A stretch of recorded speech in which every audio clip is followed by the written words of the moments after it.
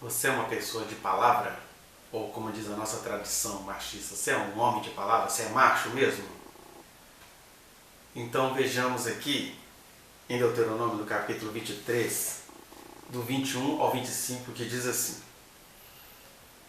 Quando fizeres algum voto ao Senhor teu Deus, não tardarás em cumpri-lo, porque o Senhor teu Deus certamente o requererá de ti, e em ti haverá pecado. Porém, abstendo-te de fazer o voto, não haverá pecado em ti. O que proferiram os teus lábios, isso guardarás e o farás. Porque votaste livremente ao Senhor teu Deus, o que falaste com a tua boca. Quando entrares na vinha do teu próximo, comerás uvas segundo o teu desejo, até te fartares, porém não as levarás no cesto. Quando entrares na seara do teu próximo, com as mãos arrancarás as espigas, porém na seara não meterás a foice. Começando pelos dois últimos versículos, a gente tem aqui primeiro um convite à não canalice, né? Aquele velho ditado, né? A gente oferece a mão à pessoa que é o braço. Aí Jesus fala, né? Deus falando aqui em Deuteronômio: olha, quando você for comer uva na casa do vizinho, na casa do teu amigo, pega a uva, mas não vai levar cestos para casa, não deixa de ser abusado. Ou quando você for comer espigas, comer algo que o teu próximo produziu, né, já está tendo a benevolência de te conceder aqueles favores de você se alimentar ali. Não vai passar a foice no que não é seu, no território alheio. Não vai fazer isso, deixa de ser abusado. É legal a gente fazer a ligação desses abusos de obras com a questão do voto, porque o voto aqui está nos chamando para o caráter, para a exatidão de caráter, para que a gente seja pessoas de palavras e obras, né? Essa passagem é muito usada pelas igrejas institucionais atuais, né? Ela é muito utilizada porque ela acabou se transformando em algo, uma forma para ganhar dinheiro, para arrecadar dinheiro. Eu me lembro que uma vez eu atendi numa igreja evangélica aqui em Belo Horizonte, e aí chegou um rapaz desesperado, que ele não sabia o que ele ia fazer, porque ele tinha que cumprir o voto dele, porque como é que faz? Eu falei, mas que voto que você fez? Sabe aquela campanha dos 153 grandes peixes? Então, e ele desesperado, aos prantos, porque Jesus ia voltar, ele não ia subir, porque não cumpriu com o voto dele. E aí ele me falou que estava participando da campanha dos 153 grandes peixes. Eu falei com ele, olha, você conhece a história dos 253 grandes peixes? Aí ele contou a questão da pesca, que Jesus mandou os discípulos jogar a rede, aí quando eles puxaram vieram 153 grandes peixes. Perguntei para ele, então, quanto foi que Jesus cobrou por cada um desses peixes? Ele, nada, foi um milagre. Eu falei, então por que o pastor acha que ele tem que te cobrar R$1 por cada peixe para você levar no mínimo, que era o mínimo, né? O mínimo R$153 para aquela campanha. Aí ele, não tem cabimento. Então quer dizer que se eu não levar essa oferta, esse voto, eu vou ser punido? Deus não vai me cobrar? Eu falei, de jeito nenhum. Pode ficar tranquilo, Deus não quer saber desse seu voto. E aqui a gente entra na questão do voto. E lá no final você vai entender porque de fato Deus não está cobrando esse voto dos 153 grandes peixes. Ele foi em paz. Depois ele me contou que ele não participou dessa campanha, se sentiu livre. Mas a tradição cultural de que você tem que cumprir a sua palavra é terrível. E é interessante que a gente vai vendo aqui no versículo 23 que Deus está dizendo que ia cobrar do seu povo porque eles votaram livremente, né? Ou no desespero, ou numa situação, Senhor, se o Senhor fizer algo para mim, eu vou fazer isso. Você votou livremente, ninguém te pressionou. O que as igrejas têm feito? Eles até promovem o culto do voto, quer dizer, já não é mais voto, não foi livre. Aí fazem o culto do voto, faz todo mundo assinar um voto, depois fala, agora Deus aí requereu esse voto, porque você fez, você se comprometeu. Transformando em mercadoria uma coisa que o próprio Deus tratou com liberdade, porque ele fala aqui, olha, se você se abstiver de votar, você não está pecando com isso. Isso pensando no voto, como ele era feito, né? Então pensemos um pouquinho nessa questão. O que é um voto? O voto, ele é um juramento, é uma promessa que a gente faz espontaneamente, né? É algo que tem a ver com 3 situações. O primeiro, um contrato, né? Para você garantir alguma coisa para a pessoa, você lava um contrato, assina um contrato. Quem mexe com negócios aí sabe exatamente o que é isso, né? E aí é quando o voto ele é documentado. Segundo, ele é um juramento, que é algo que está ligado mais à palavra. Olha, eu prometo que vai ser assim, assim, assim. Então, uma promessa, um juramento, que geralmente confiava-se na palavra de quem estava jurando, né? E o terceiro, o voto, tem a ver com um penhor, que é quando você dá uma garantia, né? Vou deixar aqui as minhas joias nesse banco como garantia do que eu vou fazer e depois eu resgato isso. Então o voto envolvia essas 3 práticas. Por que as pessoas votavam? Para começar isso, né? Quando a humanidade se distanciou de Deus, as pessoas sempre olham para Deus assim: eu preciso negociar com Deus a sua misericórdia dele em relação a mim. E Deus sempre se antecipou para dizer: eu estendo as minhas mãos todos os dias. Eu não estou contando com o seu voto. O cordeiro foi morto antes da fundação do mundo. Você quer me pagar o quê? Vocês acham mesmo que eu estou requerendo de vocês sacrifícios? Não, tudo eu já fiz, já está tudo feito. Então qual seria o valor do voto? O voto tem um valor na emocionalidade que ele nos traz, no sentido de que nós é que precisamos ser pessoas de palavra. Mas isso não vai mover a fidelidade de Deus, porque Ele é fiel. Ele já é fiel. Ele nunca deixou de ser fiel. Então eu não preciso comprar Deus com as minhas promessas, como foi acontecido na religião brasileira, cristã, né? Promessa para subir a escada, para ir a pé de uma cidade até outra, para descer a pé do Nordeste até a Aparecida do Norte, em São Paulo. Enfim, são promessas que têm como objetivo conquistar a fidelidade de Deus, que não precisa ser conquistada porque Ele é fiel, Ele é fiel em ser derramado para todos nós, né? Por isso que, nesse sentido, a etimologia da palavra voto, você tem aí 2 palavras. A primeira é o voto, no sentido de você expressar um desejo. Então, quando você vota, você está ali: eu quero tanto isso, então para eu conseguir o que eu quero, eu vou fazer isso. Então, o voto é uma expressão de desejo, uma promessa, né? E as juras têm a ver realmente com o uso da palavra. Mas as 2 coisas são uma coisa só. É uma expressão de desejo que você acaba se empenhando num ato voluntário, daí voto, né, de alguma coisa que ninguém te exigiu, mas você se colocou nessa condição. Pelo menos seria assim teoricamente, porque na verdade está todo mundo aí fazendo a campanha dos votos. Quer dizer, você está fazendo o outro votar, você está fazendo o outro tropeçar, o que não tem nada a ver nem com esse mandamento do voto que está aqui em Deuteronômio, né? E aí o meu primeiro conselho a você é esse: fuja de campanha de voto.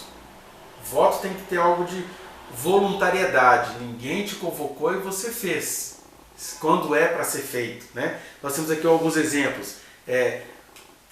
Um voto ainda barganhento, que foi o de Jacó lá em Betel, quando ele teve um sonho em Betel, de que anjos subiam e desciam, e ele falou: olha, essa é a casa de Deus, se o Senhor me abençoar, eu vou te dar o dízimo de tudo que eu tenho. Então, ninguém falou em dízimo com Jacó. Ele, ao interpretar que aquele lugar seria chamado casa de Deus pelo sonho que ele teve, ele votou, porque ele fez um volos, ele voluntariamente falou: eu vou dar ao Senhor o dízimo de tudo que eu receber. E Deus recebeu aquele voto, e o Jacó o cumpriu.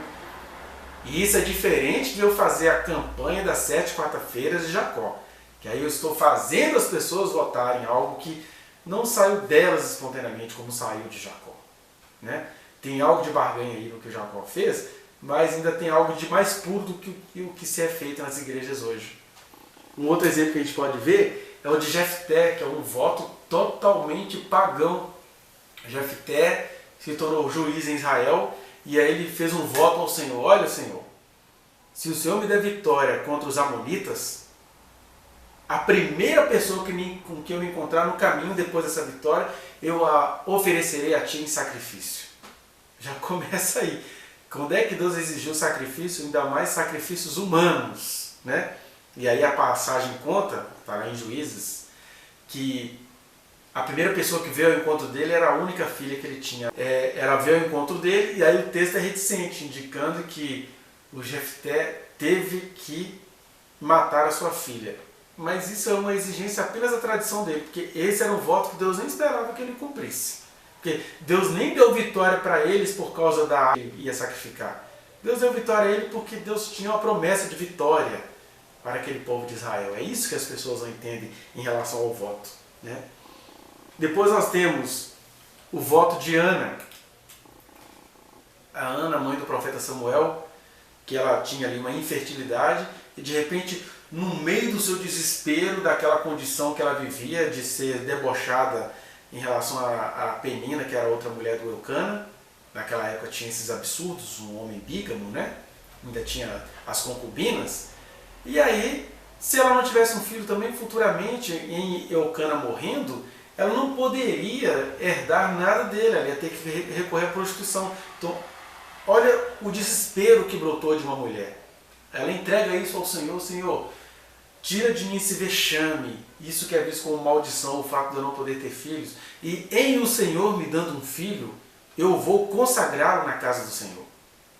E aí a Ana tem de Deus a promessa cumprida, que foi o nascimento do profeta Samuel, que ela dedicou ao templo, ele foi criado no templo, e depois ela nem teve tempo muito de ficar com saudade de Samuel, porque ela teve outros filhos e filhas, diz o texto bíblico, aí no comecinho do livro de Samuel. Então, esses eram votos que eram feitos na espontaneidade do desespero, e Deus está falando assim: olha, ninguém te obrigou, você votou, trate de cumprir o seu voto. Mas, o que a gente precisa ficar aqui? Primeira coisa é que Jesus, o nosso Senhor em pessoa, o pão vivo que desceu do céu, o Verbo eterno, o Criador de todas as coisas, que se fez carne. Deixa os teólogos tudo perturbado. Ele é unicista, ele é trinitarista. Não, eu só estou dizendo de uma verdade eterna. Jesus é Deus que se fez carne. E eu não estou reduzindo então a divindade apenas ao fato do Verbo ter se feito carne. Mas um dos aspectos da divindade é isso, que Jesus é o homem mais cheio do Espírito Santo que a gente conhece, e ele ao mesmo tempo Deus se fazendo carne, se colocando na finitude, se colocando no corpo humano, precisando desenvolver o inconsciente humano do Messias, que na verdade era o menino de Nazaré. Então, Deus, quando se fez carne, ele chega para a gente lá em Mateus, no capítulo 5, a partir do versículo 33, se eu não estou enganado, e fala assim: olha, foi dito aos antigos,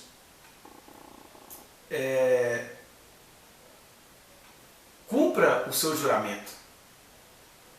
E aí Jesus vai e fala assim: eu porém vos digo, não jureis, nem pelo céu, porque vocês acham que é a casa de Deus, nem pela terra, porque vocês acham que é o estrado dos seus pés, o tapete onde ele põe o pezinho dele, como se fosse, né? Mas queria ser assim. Nem por Jerusalém, por ser a cidade santa. Ou seja, não jurem por nada. Façam apenas uma coisinha. Seja a sua palavra sim, sim. E não, não. Ou seja, seja uma pessoa ética, seja uma pessoa de propósitos. Cumpra aquilo que você se propôs a cumprir. Ninguém te pediu. Seja humano, seja pleno nos seus empreendimentos. Seja pleno no que você propôs. O que disso passar vem do maligno. E aí nós temos duas maneiras então de não se cumprir os votos. A primeira é isso, é você já jurar com o propósito de fazer aquilo não dar certo lá na frente. É isso que vem do maligno, né? É prometer já sabendo que não vai cumprir. Aquela confusão que políticos fazem. Ele está dizendo mau caráter. Prometa com propósito sincero de cumprir. A outra maneira de você burlar o voto é você forçar as outras pessoas gentilmente a votarem. É fazer os cultos dos votos, É você, assine aqui, irmão, essa campanha do voto, agora o irmão está comprometido, ele está dizendo, e isso também vem do maligno, porque o sim, sim, não, não tem que partir espontaneamente do ser, e não de algum líder pretensamente servo de Deus, representante da divindade, que está te fazendo votar, e isso também vem do maligno, porque se votar tem a ver com um ato espontâneo seu, votar no sentido de jurar, de prometer, apenas cumpra o que você falou, seja o que você pretende. Isso foi o que Jesus disse. Mas até para a gente compreender o que Jesus nos disse, a gente precisa compreender em que contexto ele disse isso. É interessante que Jesus, quando ele diz essa questão das juras, do juramento, do voto, lá em Mateus 5,33, ele está se referindo aos judeus, porque nós temos aí 3 evangelhos que contam a mesma história, chamados de sinópticos, né? Mas que quando você vai verificá-los de perto, eles fazem algumas diferenças, porque Marcos foi escrito para aquele cidadão apressado romano, Lucas foi escrito para aquela cultura grega que também nos atingiria, os gentios, né? E Mateus, que era o discípulo de Jesus, judeu, né? Tinha toda uma herança judaica, ele foi escrito para judeus que se convertiam, a gente poderia dizer assim, a princípio. Mesmo gregos que tinham essa cosmovisão judaica cristã, que é a que domina o Brasil, por exemplo. E aí ele fala, olha, nem Marcos fala sobre essa questão dos votos, quando eles vão reproduzir o Sermão do Monte, e nem Lucas, mas Mateus, como um bom judeu, ele fala, olha, vocês gostam de falar de voto? Então veremos o que Jesus falou sobre o voto. Aí ele vai e relembra isso. Né? Isso aí é o que é mensagem, que é a palavra de Deus, considerando os contextos. E aqui no caso, o contexto vai dizer assim, ó, também ouvistes que foi dito aos antigos, não jurarás falso, mas cumprirás rigorosamente para com o Senhor os teus juramentos. E é interessante falar isso para um público a priori judeu. Porque os outros povos, Deus liberou os povos dos votos. Agora os judeus eles têm muitos propósitos, igual a questão do sábado, a questão dos sacrifícios que eles acham que vão voltar a sacrificar, e tinha também essa questão dos votos. Então, quando Jesus estava falando isso para a mente religiosa, ele estava com foco num povo que ainda via Deus com determinada barganha. Estou dizendo do porquê de Mateus ter se lembrado da questão do jurar falsamente. Né? E aí Jesus fala assim, entre o jurar corretamente e o jurar falsamente, a proposta é, não jure, apenas tenha a sua palavra. A gente precisa evitar a barganha de um lado. Deus não precisa dos nossos votos para ser Deus em nossa vida.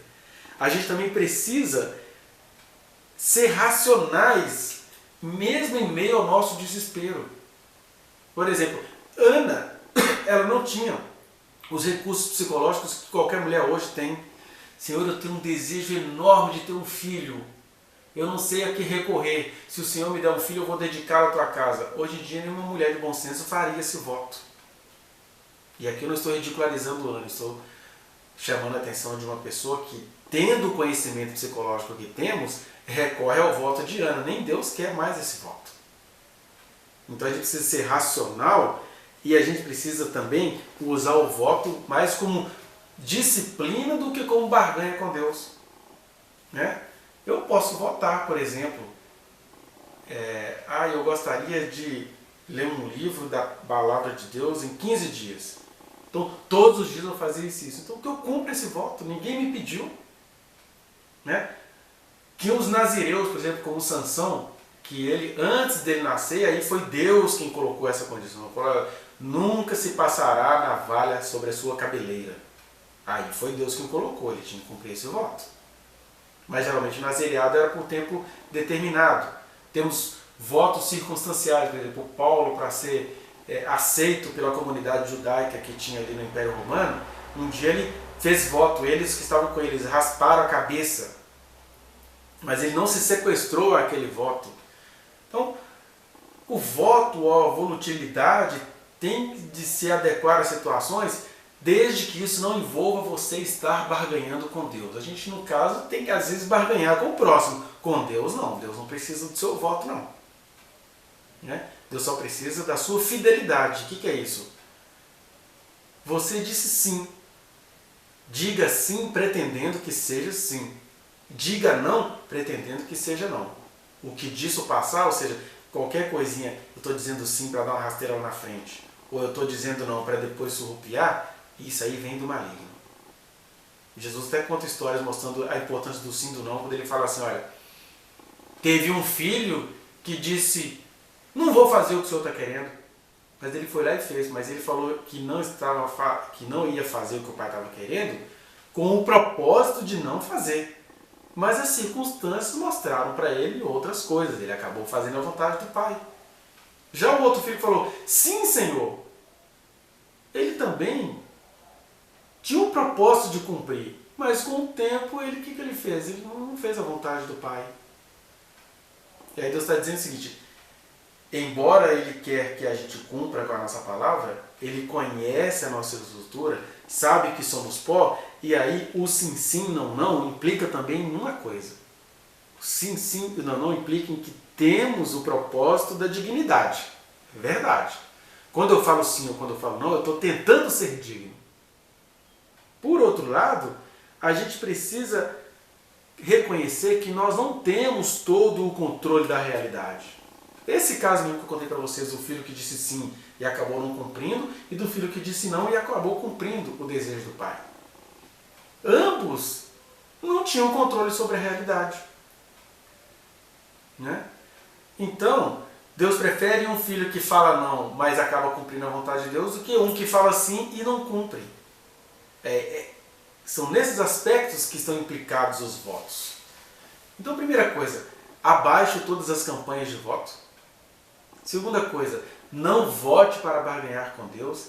Terceira coisa, o seu sim, sim e o seu não, não tem de estar condicionado em duas coisas. Primeiro, você precisa falar sim ou não pretendendo a fidelidade. Mas você precisa reconhecer que você não tem todo o controle da realidade. Porque tem gente que fala assim, isso acontece muito em relacionamento, né? Eu terminei, eu vou me matar, mas eu não volto, porque eu sou uma pessoa de palavra. Ué, cada caso é um caso, cada situação é uma situação. Cada enxergar-se é um enxergar-se. Deus não tem nenhum problema com uma pessoa que sabe voltar atrás, porque ela reconhece que ela falou sim ou não, considerando o horizonte que ela tinha à frente dela. E que uma vez ela descobrindo que o horizonte não era aquilo, que tinha mais situações, ela tem todo o direito de mudar. Eu falo isso porque a gente coloca muito esses rigores em relação ao casamento. A gente transformou as juras de casamento, por exemplo, numa coisa imperdoável, né? Aliás, vá no link que está aqui na descrição e acesse a reflexão na íntegra. Não se esqueça de dar o like nesse trechinho de vídeo, compartilhá-lo e se inscrever neste canal, apertar o sininho para você receber as notificações. Muito obrigado.